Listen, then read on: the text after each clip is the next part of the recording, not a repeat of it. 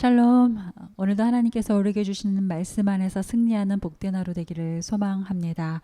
오늘 우리에게 주시는 말씀은 열왕기하 18장 13절부터 25절까지의 말씀입니다. 조롱과 선동 앞에서 흔들리지 않는 믿음이라는 말씀의 제목인데요. 우리 말씀의 제목도 함께 가슴에 좀 품고 기억하시면서 오늘 우리에게 주시는 말씀 함께 나누려고 하는데, 먼저 어제 우리에게 주셨던 말씀을 조금 정리를 하고 그리고 오늘 말씀 함께 나누도록 하겠습니다. 어제는 이제 저희가 오늘 읽을 그리고 나눌 말씀의 앞부분 18장 1절부터 12절까지의 말씀이었죠. 히스기야 왕의 통치에 대한 어떤 전반적인 개요 그리고 그에 대한 평가를 간략하게 소개하면서 하나님을 의지하고 하나님과 연합하고 또 하나님의 계명에 순종하는 자에게 하나님께서 어떻게 복을 허락하시고 그의 삶을 또 그의 나라를 형통하게 하시는지 어제 우리가 말씀을 통해 함께 나누었었어요. 그러면서 우리가 어제 함께 나누었던 1절부터 2절까지의 말씀을 좀 잠깐 기억해 보시면 호세아 왕과 히스기야 왕을 우리가 함께 좀 비교해 보면서 말씀 나눴었죠. 동일한 상황과 환경이어도 사람이 선택하는 것은 참 다른 것을 우리가 볼 수 있었습니다. 누구는 어렵기 때문에 하나님을 버리지만 또 반대로 누군가는 어려워서 그래서 하나님을 더 의지하기도 합니다. 호세아와 달리 히스기야 왕이 그러했었죠. 히스기야가 왕이 된 시기와 당시 상황은 대부분의 여느 왕들과 같이 결코 쉽지 않은 상황이었습니다. 아수르라는 대제국으로부터 둘러싸여져 있고 위협을 받는 상황이었고 또 그로 인하여서 그 주변에 있는 여러 나라들 간의 관계들이 참 복잡 미묘한 상황들이었어요. 그러한 쉽지 않은 상황 속에서 히스기야는 사람이 아닌 하나님을 선택하고 하나님을 의지하죠. 그 어떤 나라보다 하나님과 더 연합하고 그 어떤 세상의 말보다 하나님의 계명을 지킵니다. 상황보다 하나님을 의지하고 사람이 아닌 하나님께 연합하는 것, 그리고 내 생각이나 사람의 말들이 아닌 하나님의 계명을 지키는 것이 얼마나 어려운 것인지 사실 우리는 너무나 잘 알고 있는데, 그런 입장에서 히스기야의 선택과 히스기야의 삶을 보면, 정책들을 또 보면 참 우리에게 깨닫게 하는 바가 많습니다. 하나님 의지하기보다 상황 의지하기가 더 자연스럽고 하나님보다 사람과 하나 되기가 더 쉬운 내 모습을 우리가 매번 보지 않습니까? 하나님의 계명을 지키는 것은 상황에 따라 선택적으로 하는데 내 생각을 따르는 건 사실 거의 본능적으로 하게 되죠. 그런데 그런 것이 인간임에도 불구하고 히스기야는 하나님을 의지하였고 하나님께 연합하고 하나님의 계명을 지켰습니다. 그러자 하나님은 그러한 히스기야를 또 받으셨죠. 기쁘게 받으셨죠. 그래서 하나님은 그런 히스기야와 함께 하시고 그가 어디로 가든지 형통하는 복을 주십니다. 하나님을 의지하는 사람과 하나님은 함께 하신다라는 이 사실 반드시 기억하실 수 있기를 바랍니다. 하나님의 형통케 하시는 복은 하나님의 계명을 지키는 자에게 임한다는 것 또한 잊지 마시기 바라요. 저와 여러분이 이 복을 누릴 수 있기를 소망합니다. 자, 히스기야 왕은 그러했지만 반대로 또 북이스라엘의 호세아 왕은 그러하지 못했죠. 호세아 왕뿐만 아니라 북이스라엘의 모든 왕들이 하나님이 아닌 여로보암의 길, 또 세상의 길을 선택을 해왔습니다.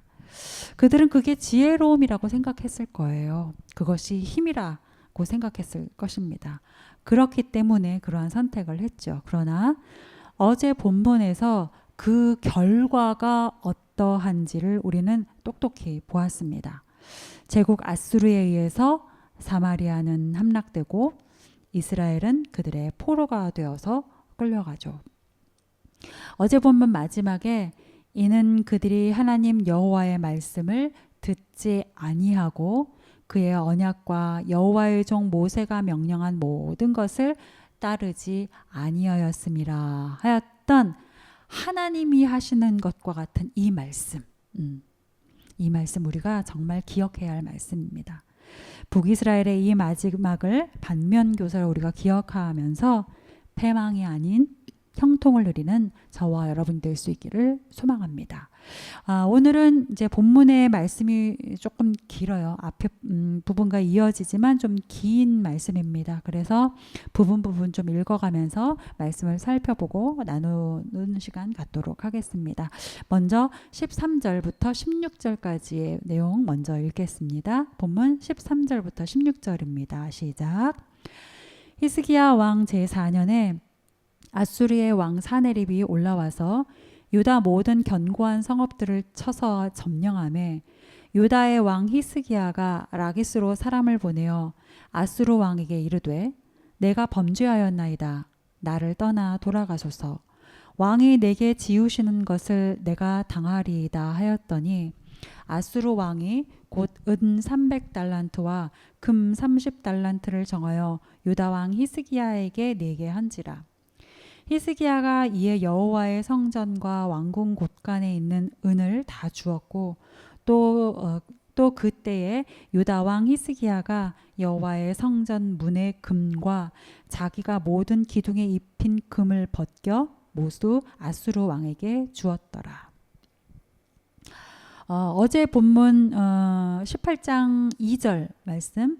어제 본문 히스기야가 유다를 통치했던 기간이 29년이라고 하였었죠.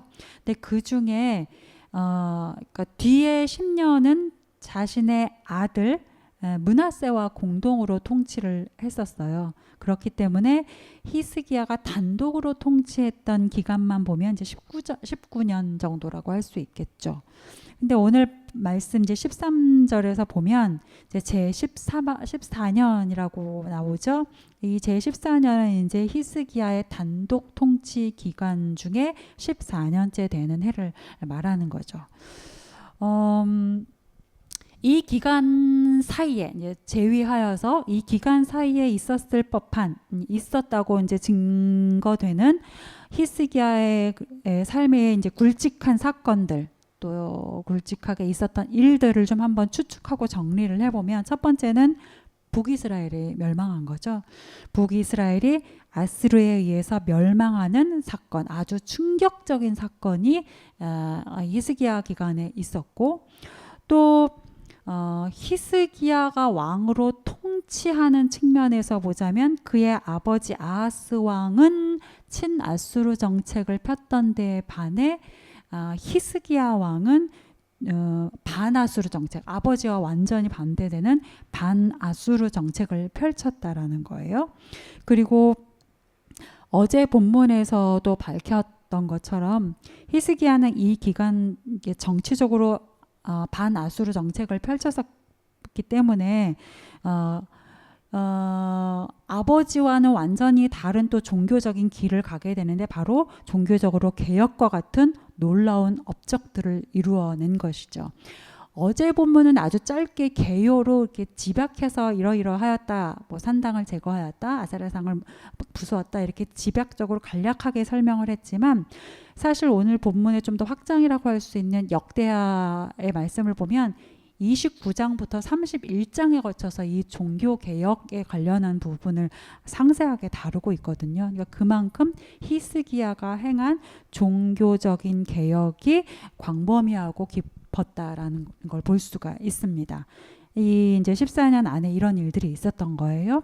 또 부가적으로 좀 보자면 여러분 이제 우리가 읽는 이 열왕기서 그리고 뒤에 있는 이 역대기서까지도 그러한데 열왕기서나 역대기서는 이제 큰 줄기에서는 연대기, 역사적인 순서, 시간의 순서를 따르기는 하지만 사실 세부적인 내용으로 보면은 그렇지 않은 부분들이 참 많아요. 그러니까 뭐냐면 세부적인 내용들은 시간의 순서가 좀 뒤바뀌어 있는 부분들이 있다라는 거죠.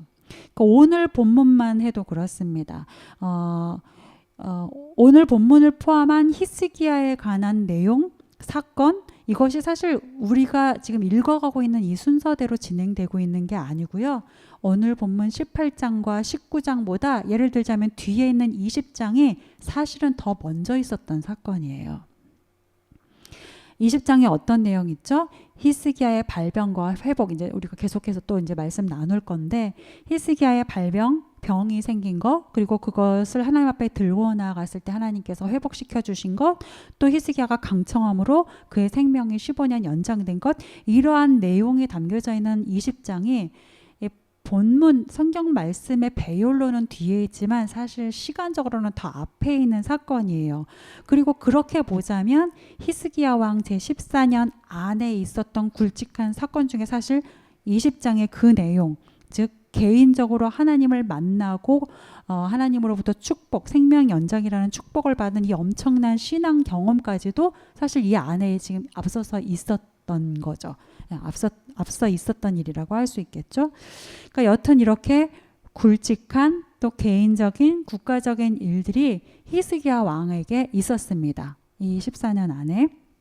그런데 그러한 히스기야에게 이제 그로서는 너무나 당혹스럽다라고밖에 할 수 없는 일이 생기는데 바로 오늘 아수르가 침공하는 사건이에요. 오늘 아수르가 히스기야 왕과 그 백성을 침공해 들어오는 사건입니다. 오늘의 사건이요.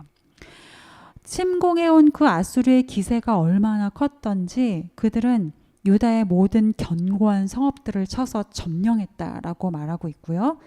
그러자 이 침공해 오는 아수르에 대한 히스기야의 반응을 우리가 볼 수 있는데 그게 바로 14절부터 16절의 말씀이었죠. 어떠했습니까? 히스기야가 라기스로 사람을 보내어 아수르 왕에게 이르되 내가 범죄하였나이다. 나를 떠나 돌아가소서. 뭐예요? 항복 의사를 먼저 전하는 거예요. 그러면서 그러니까 아수르 왕이 나에게 우리에게 지우시는 것을 내가 당하리이다. 그러니까 뭐라고 할 수 있을까요? 전쟁 배상금 일종의 조공 원하시는 대로 우리에게 정해주는 것 우리가 바치겠습니다. 라고 굴복하는 거죠. 당신이 원하는 대로 드리겠다라고 하는 거예요. 그러면서 그쪽에서 요구를 했겠죠. 은 300달란트와 금 30달란트를 이제 조공으로 바쳤다라고 말해요. 은 300달란트, 금 30달란트. 제가 오늘의 금시세, 오늘의 은시세 찾아서 한번 계산해 봤거든요. 한 200억, 300억 정도 되더라고요. 현재 시가로. 그러니까 이것을 충당하기 위하여서 히스기야가 어떻게 했느냐? 여호와의 성전과 왕궁 곳간에 있는 은을 다 주었다고 말하고 있고요. 성전 문의 금과 자기가 모든 기둥에 입혔던 그 금들을 벗겨서 바쳤다라고 말하고 있어요. 이 장면을 이제 우리가 말씀으로 보면서 사실 좀 당혹스럽죠. 약간 민망하기도 하죠. 왜요? 우리에게 아직 어제 18장에 들었던 히스기야를 향한 하나님의 칭찬의 말씀, 그가 하나님을 의지하였던 삶의 모습 우리가 기억하고 있으니까요. 히스기야가 분명히 하나님을 의지하였고 하나님과 연합하였고 하나님의 계명을 지켰다.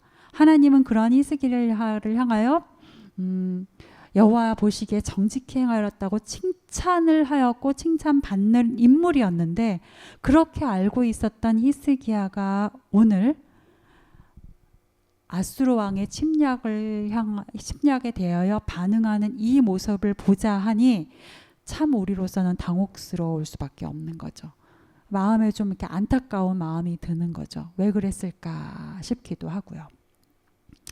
그러나 여러분 우리가 이 말씀을 보면서 히스기야를 탓하기보다 옳지는 분명히 않지만 우리가 탓하기보다는 우리 자신을 좀 먼저 돌아보면서 기억해야 할 것이 있습니다.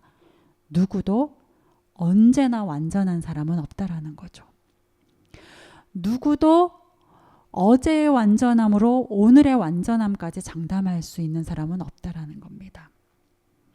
어제 국가적인 종교개혁을 했던 사람도 오늘 넘어질 수 있고요. 어제 생명이 연장되는 기적을 경험했던 사람도 오늘은 하나님이 아닌 사람을 두려워하고 사람 앞에 엎드려질 수도 있다는 거예요. 인간은 그가 누구든지 자칫하면 하나님 없는 듯이 살 수 있고요. 눈 깜짝하는 사이에 하나님의 말씀과 멀어지기도 합니다. 나와 하나님 사이에 틈이 있다면, 그것이 아무리 작은 것이라도 틈이라는 것이 생기면 누구도 어제의 완전함을 들이대면서 나는 오늘도 완전해 라고 장담할 수가 없어요. 그게 인간인 거죠. 그런 면에서 여러분, 오늘 이 시간을 함께 하고 계신 여러분을 진심으로 제가 축복하고 싶어요. 잠을 기고 지금 말씀 앞에 서신 분이 계실 것이고, 급한 일을 뒤로하고 하나님의 말씀 앞에 무릎 꿇으신 분도 계실 것이고, 복잡한 여러 상황 혹은 예배하기 힘들고 기도하기 힘든 여러 마음의 갈등이 있음에도 불구하고 그걸 내려놓고 하나님 앞에 서신 것이지 않습니까? 그러한 여러분, 다른 어떤 즐거움보다 하나님의 말씀을 먼저 선택하여 이 자리에 서신 여러분, 그런 여러분이시기에 여러분을 진심으로 축복하고 싶습니다. 여러분 정말 잘하고 계십니다. 바라기는 오늘과 같이 매일매일 하나님의 말씀을 구하고 하나님을 구하는 우리 모두가 될 수 있기를 소망합니다. 아멘. 히스기야는 아수르가 침공해오자 스스로 먼저 항복을 선언했습니다. 아수르가 원하는 대로 바치겠다고 하면서 엎드리죠. 그리고 하나님의 성전까지 털어가면서 아수르가 원하는 것을 바칩니다. 그렇게 하면 될 거라고 생각했을 거예요. 그렇게 하면 이 다급한 상황이 종료되고 마칠 수 있을 것이다 라고 생각을 했던 거겠죠. 그런데 여러분, 그렇습니까? 17절 말씀을 보면 아수르가 부하들에게 명령해서 예루살렘을 치게 합니다. 히스기야 왕을 치게 해요. 이게 지금 이제 13절부터 16절에 바로 이어져서 17절이 나오니까 마치 한날에 있었던 하나의 사건인 것처럼 보여질 수 있겠지만 사실은 여러분 그렇지는 않아요. 17절에부터 시작되는 이 침공의 사건은, 아수르의 재침공의 사건은 앞에 있는 13절부터 16절까지 있었던 아수르의 침공 이후에 다시 정비하여 쳐들어온 사건이에요. 그러니까 또 다른 사건, 또 다른 제2차 침공 사건인 거거든요.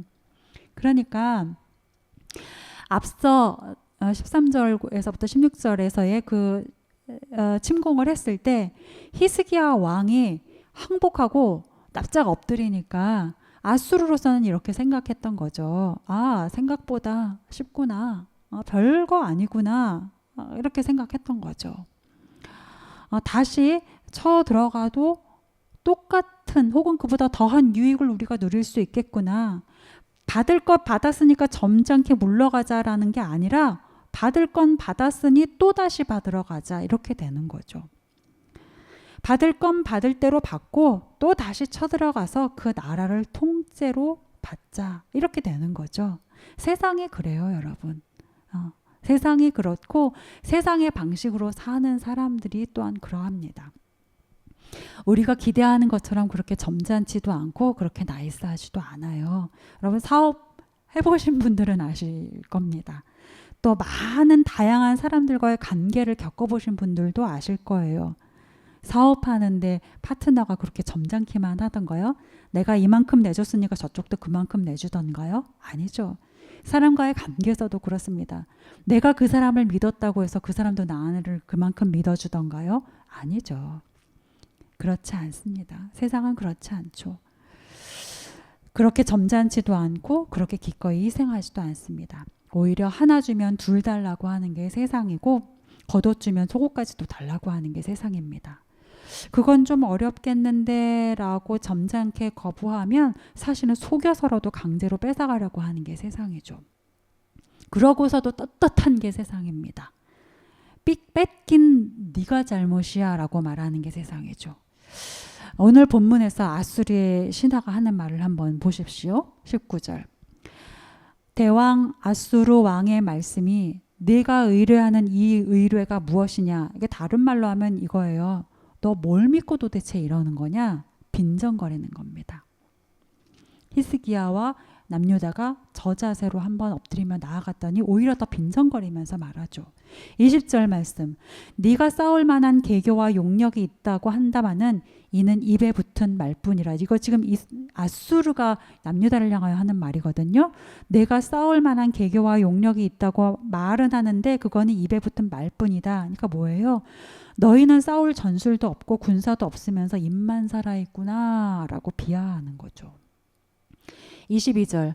너희가 내게 이르기를 우리는 우리 하나님 여호와를 의뢰하노라 하리라마는 히스기야가 그들의 산당과 제단을 제거하고 유다와 예루살렘 사람에게 명령하기를 예루살렘 이 제단 앞에서만 예배하라 하지 아니하였느냐 하셨나니. 이건 무슨 말일까요? 히스기야가 하나님만 의지하라고 너희에게 말하였다고 하는데 기억해라, 잘 들어라. 너희 하나님도 너희를 돕지 못한다. 그 하나님 도대체 어디 있는 거냐? 유다 백성을 조롱하고 더 나아가서 하나님까지 조롱을 하는 거죠. 감히. 25절. 내가 어찌 여호와의 뜻이 아니고야 이제 이곳을 멸하러 올라왔겠느냐. 여호와께서 전에 내게 이르시기를 이 땅으로 올라와서 쳐서 멸하라 하셨느니라. 이건 완전한 거짓이죠. 나는 너희가 말하는 하나님, 그 하나님이 너희 치라고 해서 왔다라고 완전한 거짓, 완전히 왜곡해서 지금 말을 하는 거예요. 백성을 향하여서 서슴없이 지금 거짓말을 하고 속이는 겁니다. 여러분, 세상이 교회에 걸어오는 말들이 이러할 때가 많죠. 세상이 교회에 걸어오는 전쟁들이 이러합니다. 세상이 하나님의 백성으로 살려고 하는 성도들에게 하는 말들, 전쟁들이 바로 이러한 내용들이에요. 삶의 용기를 내고 뭔가 도전해 보려고 하면 너 뭐 믿고 그래? 라고 하면서 빈정거리는 게 세상이죠. 상처 입은 사람들과 함께하고 정의를 말하려고 하면 정직을 말하려고 하는 사람들을 향하여서 오히려 그렇게 하면 누가 알아주기나 하냐라며 조롱하는 게 세상이죠. 불의하고 불공평한 상황이라는 거 사실 사람이 만든 건데 이상하게 세상은 그 탓을 하나님께 합니다. 도대체 하나님이 있기는 한 거냐라고 하면서 계속해서 하나님을 탓하죠. 이게 세상이고 이게 세상에서 성도로 살아가는 우리가 받는 비하이고 조롱이기도 합니다. 여러분, 그러나 우리가 그런 세상 속에 있음에도 불구하고 실망하고 절망하고 낭망하지 않으시길 바랍니다. 그런 전쟁을 사실 우리가 매일 마주하고 있는 것이 맞지만 그럼에도 불구하고 여러분 힘내실 수 있길 바랍니다. 세상의 말과 거짓에 속지 마시고요. 용기도 잃지 마시기 바랍니다. 세상의 말들은 내가 받지 않으면 나에게 아무 영향도 미치지 못하는 것들입니다. 세상의 말이 아닌 하나님의 은혜를 받으십시오. 받지 않으면 나에게 아무런 영향도 미치지 못하는 세상의 말들 과감하게 거부하시고 받아 마땅한 하나님의 말씀, 그 은혜를 내 안에 채워서 하나님의 부으시는 은혜와 용기로 충만한 오늘 하루 사실 수 있기를 간절히 소망합니다. 우리 말씀 기억하면서 함께 기도하겠습니다.